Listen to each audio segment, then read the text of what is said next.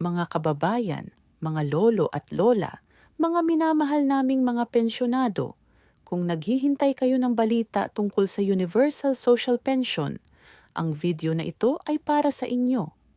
Dahil ngayon, may bagong update na kailangan ninyong marinig bago pa maging huli ang lahat.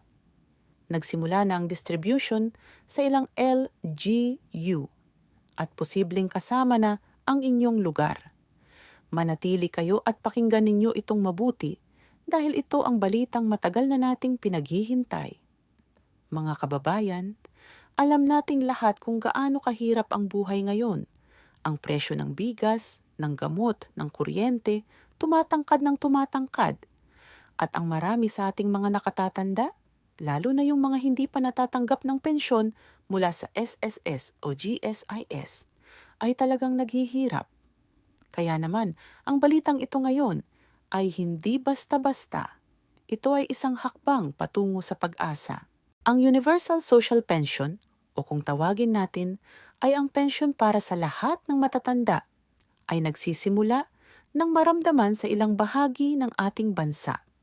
At ngayon, ipapaliwanag ko sa inyo ng maayos at malinaw kung ano ang nangyayari, sino ang makikinabang, magkano ang matatanggap, at kung paano ninyo malalaman kung kasama na kayo. Una, pag-usapan natin kung ano ang Universal Social Pension.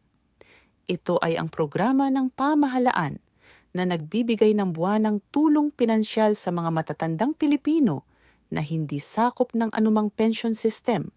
Ibig sabihin, yung mga hindi miyembro ng SSS o GSIS o kaya naman ay hindi nakaka-qualify sa kanilang mga benepisyo. Sa ilalim ng kasalukuyang batas, ang DSWD Social Pension Program ay nagbibigay ng 500 piso bawat buwan sa mga indigent senior citizens na 70 taong gulang pataas.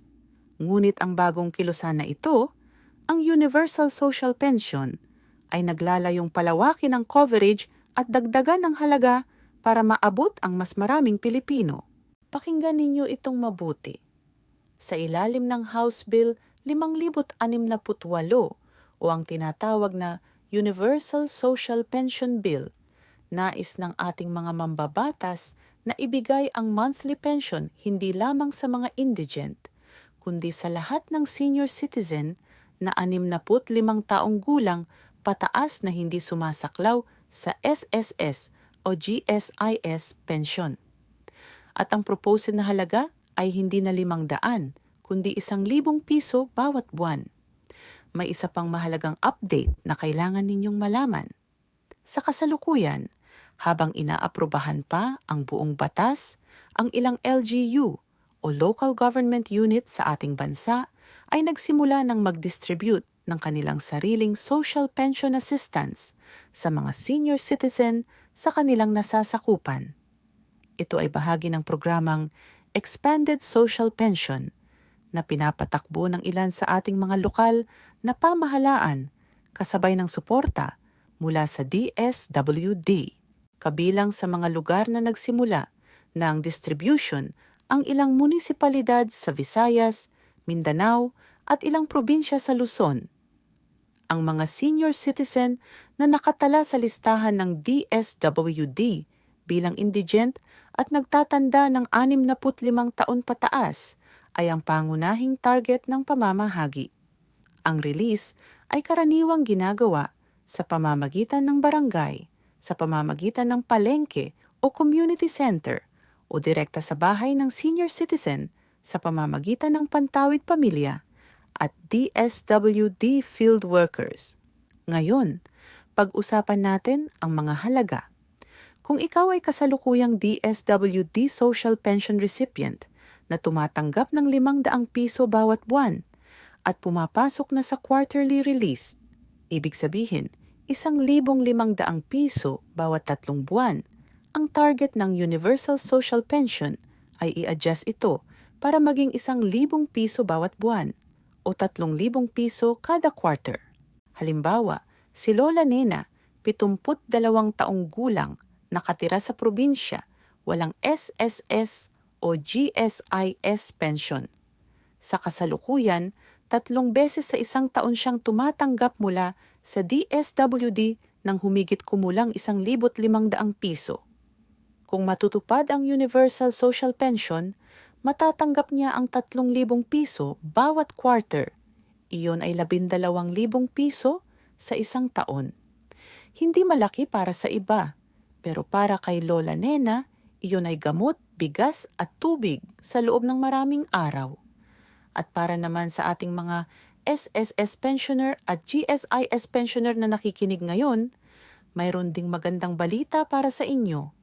Ang pangako ng ikalawang tranche ng 10% pagtaas ng SSS pensyon ay patuloy na ipinapatupad. Kung ang inyong buwanang pensyon ay 2,000 piso, bago ang pagtaas, ang 10% ay katumbas ng 200 piso. Kaya ang bagong monthly pension ninyo ay dapat na 200 at 200 piso bawat buwan. Ngunit may isa pang bagay na kailangan ninyong malaman. Kung may natitirang loan kayo sa SSS, halimbawa, salary loan o calamity loan, posibleng may automatikong bawas sa inyong pensyon. Tinatawag ito na loan deduction o offset. Halimbawa, kung ang inyong monthly pension ay 2,200 at may buwanang amortization kayong 300 mula sa inyong dating salary loan, ang matanggap ninyo ay 1,900 lamang bawat buwan hanggang sa mabayaran ang utang. Huwag matakot dito. Normal ito. Ngunit kung pakiramdam ninyo ay mali ang kaltas o hindi kayo naabisuhan, mangyari lamang na makipag-ugnayan sa pinakamalapit na SSS branch o tumawag sa SSS hotline na 1455. Para sa mga GSIS pensioner, ang hotline ay 884-74747. Ito ang opisyal na mga numero, libre ang tawag mula sa mga piling network. Ito ang hindi alam ng marami, ang tinatawag na clawback o pension offset.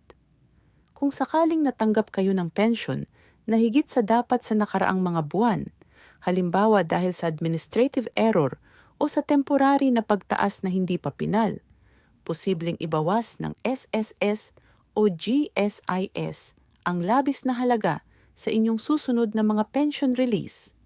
Hindi ito parusa, ito ay proseso lamang. Ngunit kung nakatanggap kayo ng notification tungkol dito at hindi ninyo naiintindihan, huwag kayong mahiyang pumunta sa inyong lokal na SSS o GSIS branch at humingi ng paliwanag. Karapatan ninyo iyon. Para sa mga DSWD Social Pension recipients, may mahalagang paalala. Ang inyong COP o Annual Confirmation of Pensioners ay kailangan pa rin. Ito ang proseso kung saan pinapatunayan ninyo na buhay pa kayo at nananatiling karapat-dapat sa programa. Kung hindi kayo makapag-ACOP sa takdang panahon, posibleng ma-hold ang inyong pensyon. Kaya makipag-ugnayan sa inyong barangay o sa pinakamalapit na DSWD office para malaman ang schedule ng ACOP sa inyong lugar. Maaari ring tulungan kayo ng inyong mga anak o kamag-anak sa prosesong ito. Huwag ninyong palampasing ito, ang babala tungkol sa mga scam. Mga kababayan, may mga taong nagpapanggap na opisyal ng DSSWD, SSS o GSIS na humihingi ng bayad bago raw mailabas ang inyong pensyon. Ito ay panloloko. Walang opisyal na ahensya ng pamahalaan ang hihingi ng bayad para makapag-release ng pensyon. Walang processing fee, walang administrative charge. Kung may lumapit sa inyo, maging ito man ay personal, sa telepono o sa social media na humihingi ng pera para mailabas ang inyong pensyon o ang Universal Social Pension, huwag kayong magbayad at agad na i-report sa pinakamalapit na pulis o sa opisina ng DSWD. Ang tunay na pamamahagi ng pensyon ay ginagawa sa pamamagitan ng inyong barangay, sa opisyal na DSWD distribution sites o sa accredited na bangko at ahensya. Walang middleman, walang bayad. Ngayon, paano ninyo malalaman kung kasama na kayo sa distribution? Una, makipag-ugnayan sa inyong barangay captain o barangay social worker. Sila ang karaniwang may listahan ng mga benepisyaryo sa inyong lugar. Pangalawa, maaari ring bisitahin ang pinakamalapit na DSWD Field Office at itanong kung kailan ang susunod na distribution sa inyong munisipalidad o lungsod. Pangatlo, kung may access kayo sa internet, maaaring sa tulong ng inyong mga apo, suriin ang opisyal na website ng DSWD sa dswd.gov.ph para sa pinakabagong announcements. Mga kababayan, nais ko ring ipaalala sa inyo na ang batas na ito, ang Universal Social Pension Bill, ay nasa proseso pa ng pag-apruba sa Kongreso. Ibig sabihin, ang buong nationwide na implementasyon ay hindi pa pinal. Ngunit ang mga lokal na pamahalaan at ang DSWD ay patuloy na nagtatrabaho upang mas mapalawak ang coverage pa bago pa man maaprubahan ang batas sa pambansang antas.